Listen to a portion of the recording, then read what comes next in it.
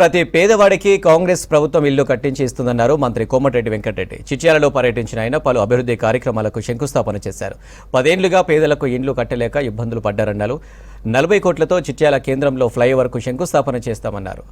ఎక్కువ ప్రమాదాలు జరిగే వాటిని బ్లాక్ స్పాట్గా గుర్తింపు చేసి ఫ్లైఓవర్ నిర్మిస్తామని చెప్పారు మంత్రి కోమటిరెడ్డి వెంకటరెడ్డి.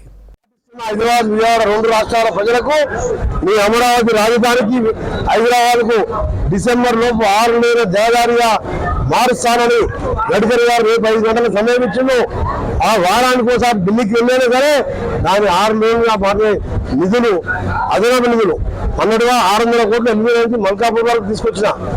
మల్కాపూర్ నుంచి గోదావరి దాటితే గోదావరి నుంచి ఖమ్మం గ్రీన్ ఫీల్డ్ హైవే అయింది. ఈ 145 కిలోమీటర్లు అయితే 2 గంటల్లో హైదరాబాద్ విజయవాడ ఫ్లైట్ ఎక్కే అవసరం లేదు, ట్రైన్ ఎక్కే అవసరం లేదు. 2 గంటల్లో సురక్షితంగా విజయవాడ 6 నెలల జాతీయ రహదారి. అలాగే ముఖ్యమైనది 2020 కోట్లు డీజిల్ రింగ్ రోడ్, 30,000 కోట్లు ల్యాండ్ ఎక్విజిషన్ కలుపుకుంటే ప్రపంచంలో ఎక్కడ లేని విధంగా డిపిఆర్ చేపిస్తున్నా. నేను మినిస్టర్ అయిన 3వ రోజు గడ్కరీ గారు కలిపితే ఆయన కూడా చెప్పాడు, నువ్వు అనుకున్న మంచి కష్టపడే మనిషి, నువ్వు పార్లమెంట్ నిన్ను చూసినా నువ్వు ఎంతపడి ఆ రోడ్డు చేయించుకున్నావు. మీరు అనుకున్నట్టు నీ అదృష్టం కొట్టి నీకు షాక్ వచ్చింది. జీడికాల దగ్గర క్రాసింగ్ దగ్గర ఇంతమంది చచ్చిపోతున్నా అన్నా అంటే అక్కడ ఒక 60 కోట్లతో అండర్ పాస్ కట్టించిన.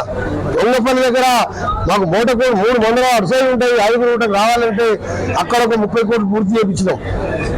ఎంపీగా ఉన్నప్పుడు తెచ్చిన ఇప్పుడు అదే సంబంధిత శాఖ రావడం ప్రజల ప్రాణాలకు. ఎందుకంటే మనం ప్రజలను బతికించడం ఒక మంచి ఆ దేవుడు కూడా బతికేయలేడు.